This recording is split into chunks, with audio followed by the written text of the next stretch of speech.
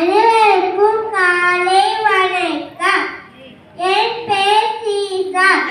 நான் first standard படிக்கின்றேன்.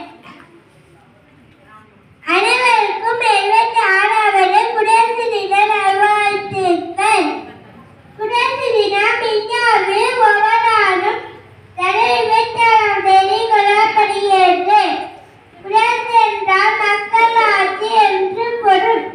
குடியரசு தினம் ஒரு தேசத்துள்ளாகும்.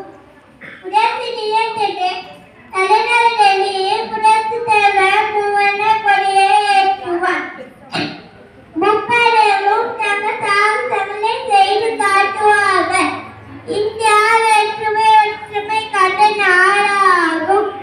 நாம் அனைவரும் இந்த இளைய பெண்ணை கொள்ள வேண்டும்.